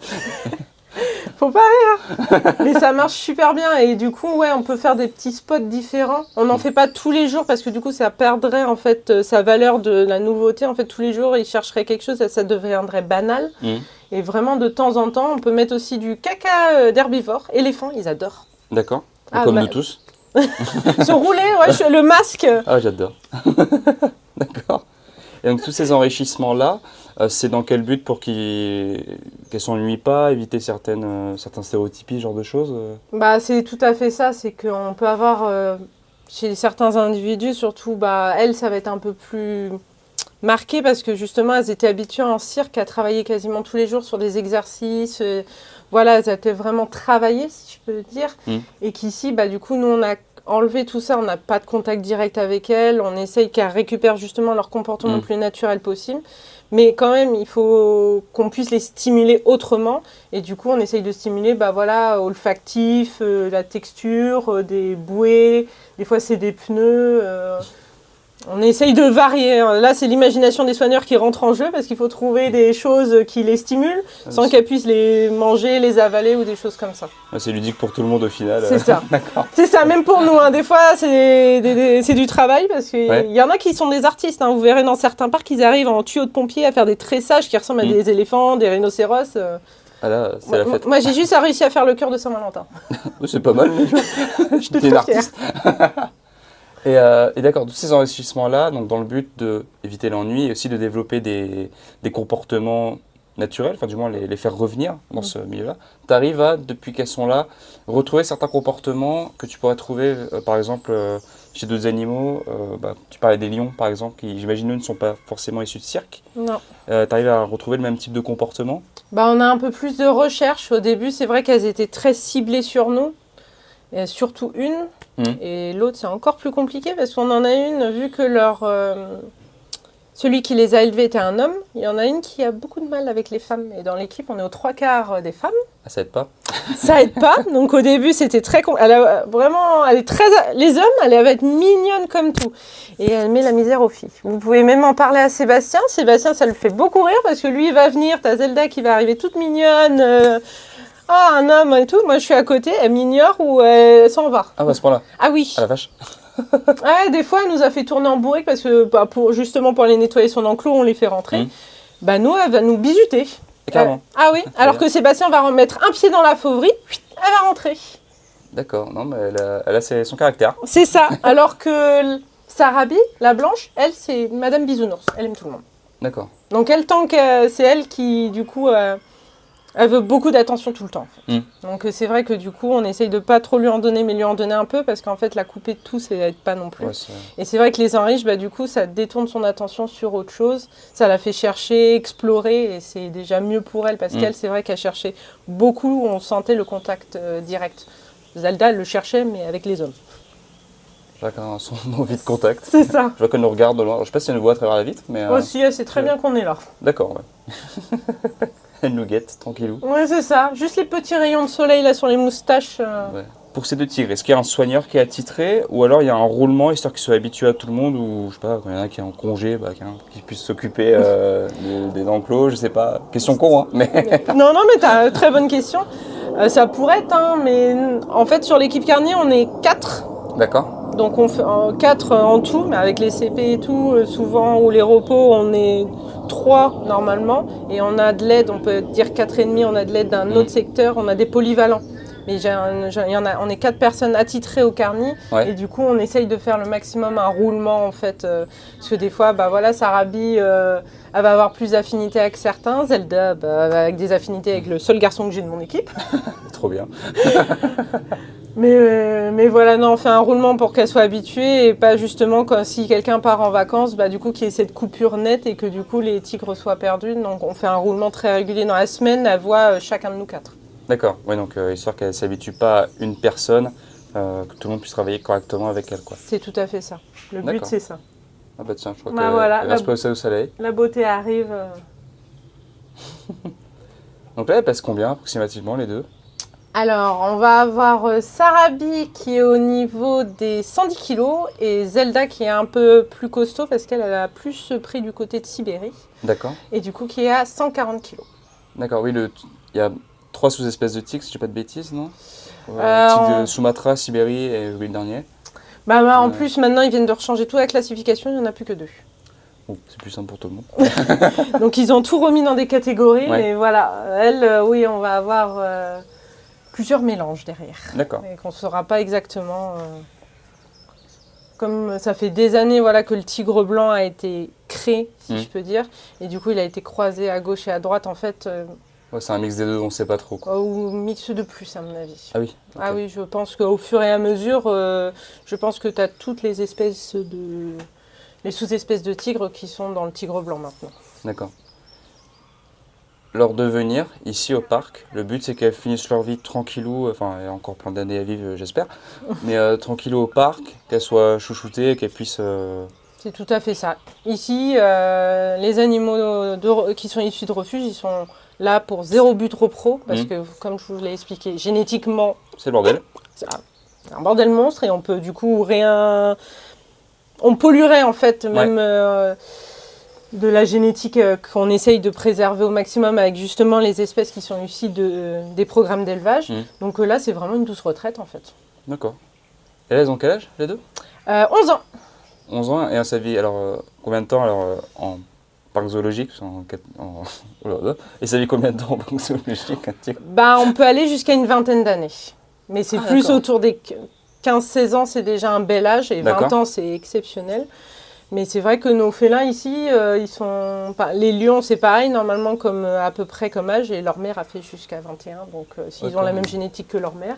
Et puis elles, pour le moment, elles se portent bien, donc on espère, oui, qu'elles sont à la moitié. Hein. Bah ouais. Elles ont encore pas mal d'années avec nous, oui. D'accord. Bon bah une belle histoire.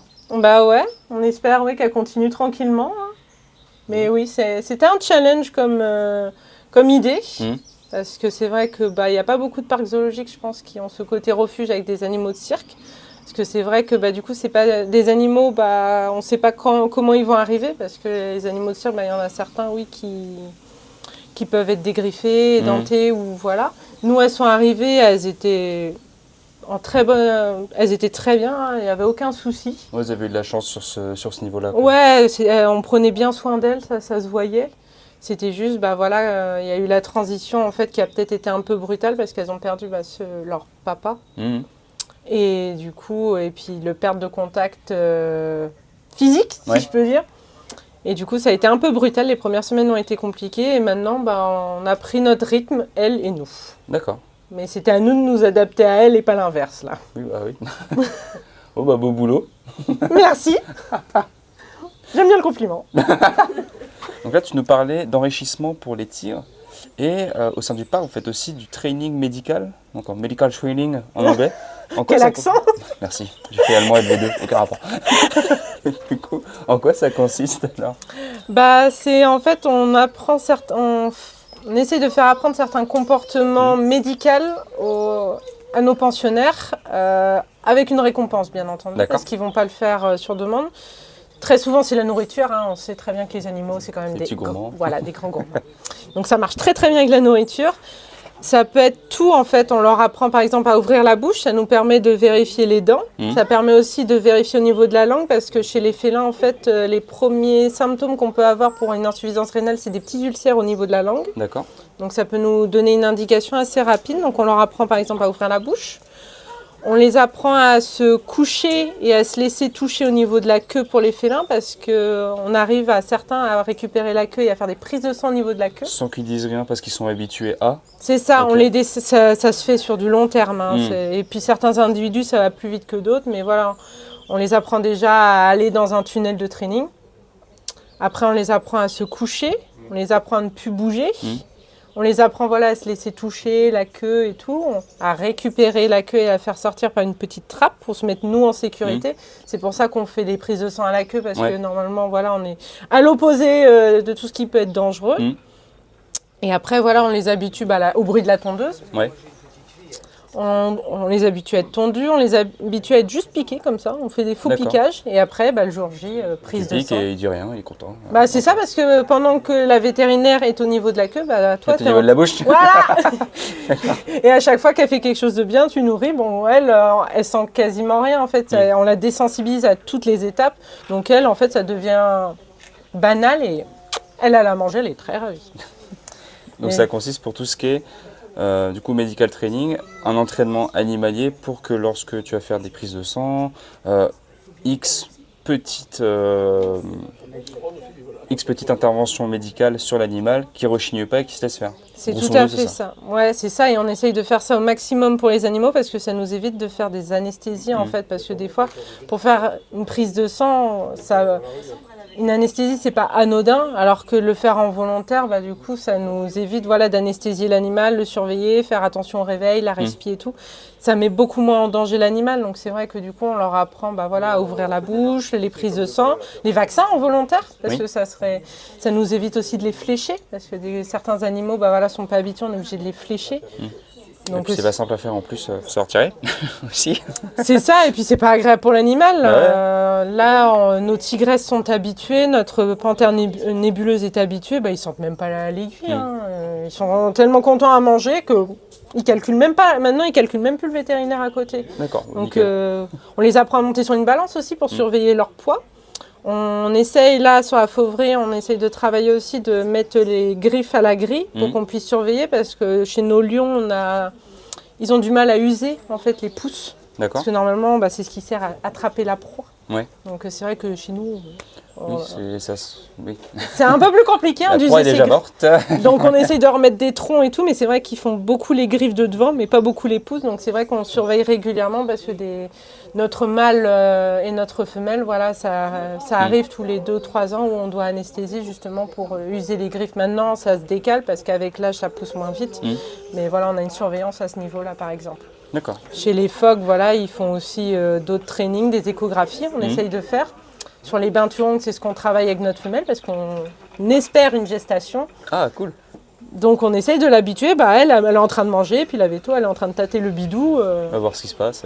C'est ça. Mais ça serait dommage quand même d'anesthésier juste pour voir si si le ça bébé peut se va faire bien. en ambulatoire, entre guillemets, c'est parfait, quoi. C'est tout à fait ça. Si on peut le faire avec la volonté de l'animal et sans nous mettre en danger, nous, c'est gagnant pour nous tous. D'accord. Donc le but de tout ça, c'est de maintenir un état de santé constant pour l'animal, dans le but, un jour, pour certains qui sont éligibles, d'avoir une reproduction, c'est ça ? C'est ça en fait. Nous, on a vraiment besoin de ce suivi parce que plus on a d'infos sur eux, mieux on peut les soigner, les surveiller. Et c'est vrai que pour les programmes d'élevage, c'est important que les animaux soient en bonne condition et qu'on puisse bien les suivre, bien les accompagner dans la reproduction, par exemple avec l'échographie. Ou quand c'est des individus un peu âgés, avoir une belle vie sans qu'ils puissent souffrir ou quoi que ce soit. Donc c'est vrai que tout suivi est très important. Ta femelle étirong, elle est gestante. Comment ça se passe quand tu sais qu'elle va attendre des petits ? Quelle est la procédure pour qu'elle mette bas ? Nous, on essaye au maximum de les laisser faire. D'accord. On intervient vraiment si on la voit en difficulté, si ça dure trop longtemps. Parce qu'en fait, au maximum, nous, on va suivre sa prise de poids si elle est normale. On va suivre avec une échographie régulièrement pour voir si tout se passe bien à l'intérieur. Si on voit rien qui puisse mettre en danger soit le petit, soit elle, on n'intervient absolument pas. Elle se débrouille. Même les petits, nous, on n'intervient pas non plus. On n'a pas d'intérêt, en fait, de faire des animaux imprégnés, élevés par l'homme. Parce que du coup, il y a un attachement à l'homme et une perte en fait de liens qu'ils peuvent avoir avec les individus, par exemple pour une meute ou même avec la mère, elle a une importance primordiale en fait dans l'élevage de ces petits, c'est elle qui leur apprend tout. Nous, on n'apporte pas et on crée des individus qui après n'ont pas les bons codes avec et qui pourront peut-être pas servir à faire de la repro derrière parce que si on les présente à un autre individu, ils vont pas avoir les bons codes. Ils sauront pas faire en fait. C'est ça, et puis le lait maternel, il apporte tout en fait. Nous, on n'a pas de lait on n'a pas du lait en stock de l'Icaon par exemple. C'est compliqué de stocker ça. Voilà, c'est ça, on peut pas avoir du lait pour tout, donc on laisse au maximum faire et on intervient vraiment si la mise bas se passe parce que même comme pour nous, en fait, il peut y avoir des problèmes. Le petit se présente moins bien, il est trop gros, c'est la première portée.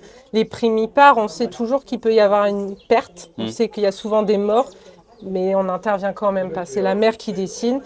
Et des fois, en fait, on se rend compte tout bêtement, c'est que si elle a laissé un petit, après, nous, on fait des autopsies, on se rend compte qu'il avait une malformation quelque part, en fait.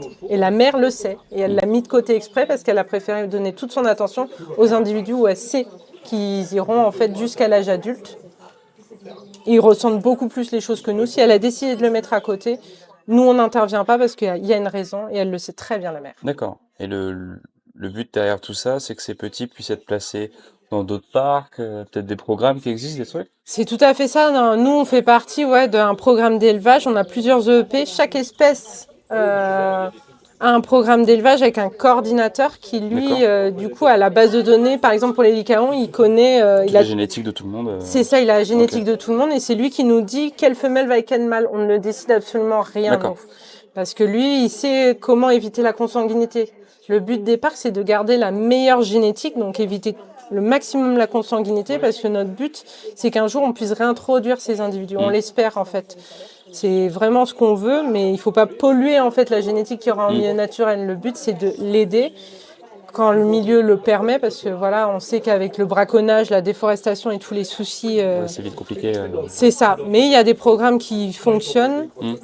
On en voit de plus en plus pour les ibis chauves, par exemple, ça commence à se faire. Pour certains perroquets, on arrive à relancer comme ça des populations qui commençaient à disparaître. On arrive à les relancer avec les animaux qu'on puisse avoir en captivité.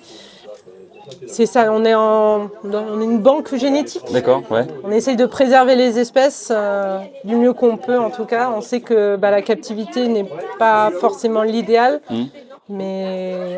C'est dans ce qu'on a aujourd'hui, donc on essaie de faire au mieux pour c'est ça, pour nous, après, quoi. Derrière, voilà, on évolue, on essaye d'évoluer au mieux dans le bien-être animal, en fait, pour qu'il soit le mieux possible. On essaye d'agrandir les espaces, on le voit, que tous les parcs commencent à bien agrandir les espaces.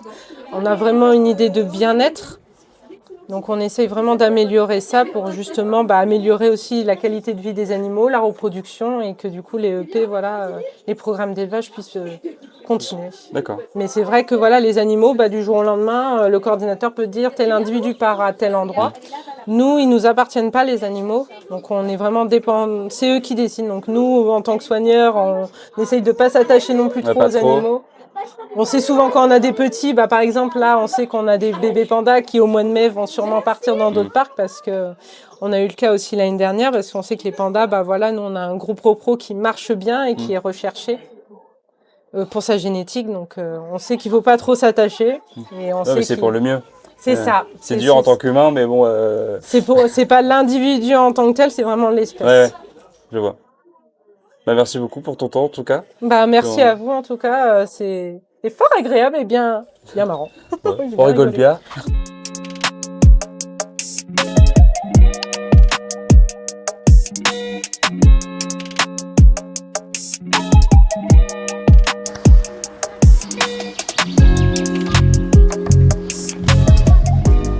Bon, là, on est avec Camille qui est soigneuse animalière. Donc toi tu es au niveau de tout ce qui est primates au terre de Nathalie, c'est ça? C'est ça. Donc je m'occupe de tout ce qui est primates, donc notamment des macaques crabiers. D'accord. Donc là il y a une dizaine de macaques crabiers. C'est ça. Il y a 6 mâles. Ouais. Et après on a 4 femelles qui sont dans la volière juste à côté. Ils sont pas encore ensemble. Ah, pourquoi? Il y a 2 petites volières. D'accord. En fait, on a essayé de faire des mises en contact l'année dernière entre mâles et femelles. Sauf que comme nous avons une petite macaque rhésus dans le groupe des femelles et qu'ils n'ont pas vraiment les mêmes codes, en fait ça n'a pas trop matché. Il y a eu des petites blessures, du coup on a arrêté et depuis on n'a pas repris parce que conditions météorologiques, on préférait qu'il fasse beau pour pouvoir les enfermer dehors et faire la mise en contact dedans. Et du coup là on va certainement reprendre bientôt quand il va faire beau et certainement en excluant la macaque rhésus. Je crois que tu allais dire la macaquerie, mais non. Et donc ces petits macaques-là, ils sont issus de laboratoires pour certains, c'est ça? On a pu voir sur les réseaux, vous en avez parlé. Tu pourrais nous raconter leur histoire? Ils sont tous issus de laboratoires, donc on les a récupérés grâce à l'association Le Graal, qui récupère des animaux de laboratoire. Donc ils vont aussi bien récupérer des primates que des animaux domestiques, tout ce qui est chat, chien, chèvre, mouton. C'est ça, voilà. Labrador aussi. Forcément, les animaux domestiques, ils vont réussir à les placer chez des particuliers, dans des SPA. Les primates, comme on ne peut pas en détenir chez nous, ils les placent dans des parcs animaliers. Donc il y a quand même pas mal de parcs en France qui récupèrent, grâce au Graal, des macaques crabiers. Et du coup, nous, on a commencé il y a 3 ans, il me semble, à récupérer. On avait commencé avec 4 macaques, 4 mâles. Donc, qui sont encore ici, bien sûr. Les vents en train de s'éparpiller partout. Oui, c'est ça, ils font leur vie, ils profitent du soleil. Et puis après, on a récupéré Apollon et Madame, donc un mâle et une femelle, qui étaient ensemble au laboratoire. Et ensuite, on a récupéré 3 autres femelles, donc Carrie, la fameuse macaque rhésus, et Tildé et Nevia. Et ensuite, on a eu notre petit papy drac qui est arrivé. Il est arrivé il y a un peu plus d'1 an, presque 2 maintenant, je crois.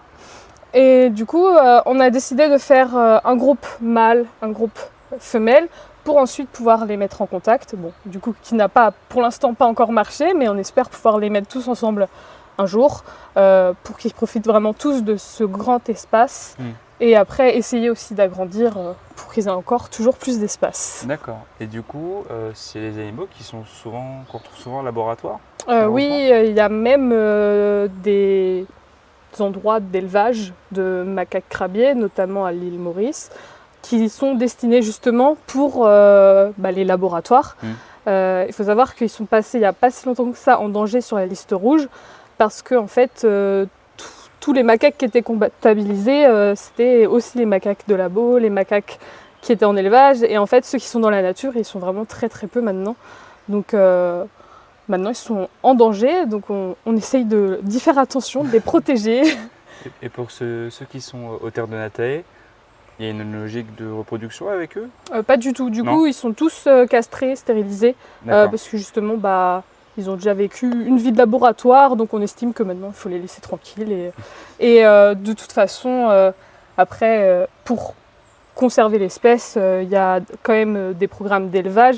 C'est juste qu'on ne va pas réutiliser les macaques qui sont de laboratoire pour essayer de reproduire et perdurer l'espèce. D'accord. Et du coup, toi, au quotidien avec eux, c'est quoi ta petite journée? Au quotidien, du coup, le matin, on arrive, on fait un petit tour d'enclos pour s'assurer qu'il n'y ait pas de petits trous, parce que c'est quand même des gros bricoleurs, les macaques. On les voit en train d'essayer de grignoter. Oui, voilà. Ils mangent le grillage, ils mangent le...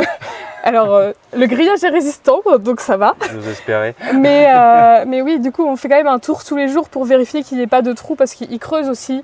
Ils aiment bien creuser, enfin, c'est des petits bricoleurs, quoi. Et du coup, on fait un tour tous les jours pour être sûr que vraiment, il n'y a pas de trous qui ne puissent pas s'échapper. Et puis après, on leur disperse de la nourriture dehors. Quand il fait beau, s'il ne fait pas beau, bien sûr, on leur met dedans. Mais le but, c'est que ce soit dehors, que ce soit un maximum dispersé.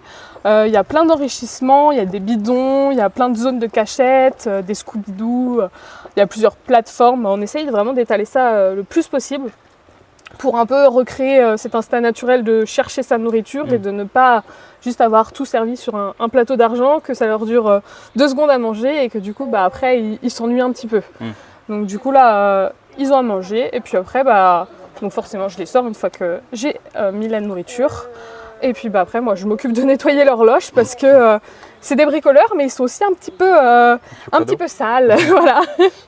Donc du coup, après, une fois qu'ils sont sortis, on nettoie l'horloge. Comme on ne peut pas rentrer en contact avec eux, on est obligé de faire ça s'ils sont tous dehors. Donc des fois, ça peut être compliqué parce qu'ils sont 10. Gérer 10 macaques avec 3 loges et 2 extérieurs, des fois, ça peut être compliqué. Je peux comprendre, oui.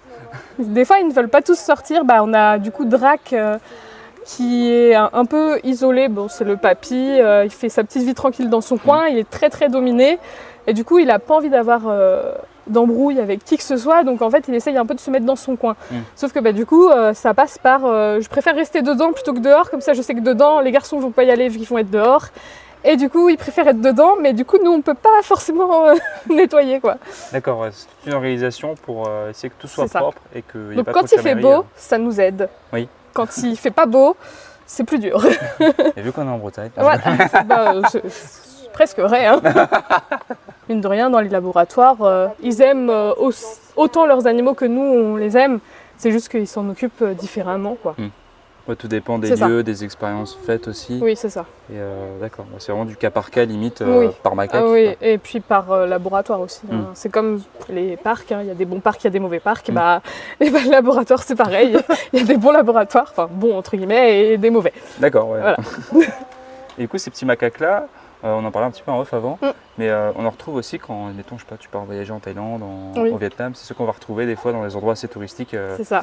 Dans les temples, oui, c'est ça. En plus, ouais. Dans les temples, on va voir beaucoup de macaques. Souvent, ils viennent voler un peu des choses aux touristes.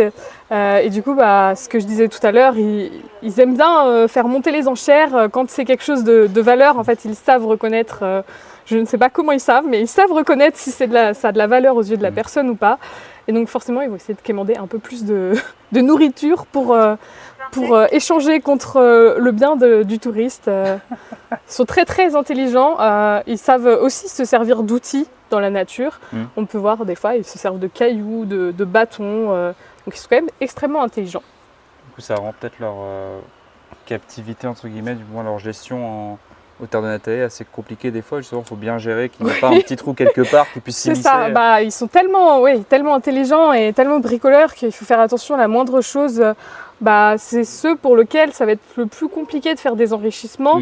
Pas dans la réflexion de quoi leur faire, mais plutôt dans la fabrication, parce qu'il faut vraiment que ce soit très solide, que ça puisse pas se dévisser, que ça puisse pas se casser, parce qu'ils aiment bien balancer les choses par terre aussi. Ça marche bien des fois pour pas se casser la tête. Oui, voilà, c'est ça. Et ils vont pas chercher s'il faut dévisser, ils vont le casser. Hein. Voilà. Pourquoi chercher simple quand on peut faire compliqué? Et donc, c'est toi qui fais les enrichis ici? Alors, il n'y a pas que moi, hein, bien sûr, toute l'équipe primate s'en charge. Donc, en fait, on fait ça. Souvent, c'est l'après-midi, quand on a du temps, on se fait des petits enriches. Après, on a tout un stock d'enriches. Là, on a fait ça il n'y a pas longtemps. On a fait notre enriche tech. On a répertorié tous nos enriches. Et en fait, comme ça nous permet un peu de savoir ce qu'on a, à qui on peut les mettre. Et des fois, de laisser aux stagiaires le choix, leur disant tu as telle espèce, tu peux donner ça à telle espèce. Et c'est plus simple, ça donne un peu plus d'autonomie aussi. Voilà. Et puis tout le monde est content. Et les ça. petits loups, ils ont de quoi eux, enrichir leur journée. Eux, ils et adorent. pas s'ennuyer, quoi. C'est ça. D'accord. On voit pas mal d'interactions sociales entre eux. Oui, c'est très social, c'est grégaire. C'est ça, Ouais. c'est des animaux très très sociaux. Ça vit vraiment en grands groupes, ça peut aller à 40, 60, Oui, c'est très grand. beaucoup d'individus.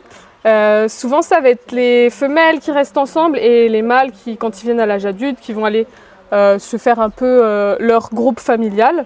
Après, les mâles peuvent quand même rester dans la famille, mais ça reste très très social et c'est pour ça que normalement, c'est pas trop compliqué de faire des mises en contact de macaques. Quand on l'a fait avec les garçons, on a quand même plutôt bien réussi. Parce que forcément, quand ils sont arrivés, ils ne sont pas arrivés tous en même temps. Ouais. Donc on a dû les mettre en contact, les garçons avec les garçons, les filles avec les filles. Mais du coup, c'est ce que je disais, c'est le fait qu'il y ait une macaque rhésus qui fait que dans l'eau, ça a en fait engendré des problèmes. Et peut-être aussi des fois dans la façon de s'y prendre. Comme Apollon et Madame, qui étant un mâle et une femelle, se connaissaient déjà. Il y avait un dans chaque groupe qui connaissait l'un et l'autre. Du coup, des fois, ça peut un peu biaiser le truc parce que ça peut mettre un peu la zizanie. C'est comme Apollon et Madame étaient amoureux, on va dire. D'accord. Ouais. Du coup, Apollon voulait défendre Madame, mais Apollon étant dominé, en fait, il se faisait remettre à sa place par les grands chefs. Ouais, ça n'a pas marché. Voilà, du coup, c'était un peu compliqué. Ouais.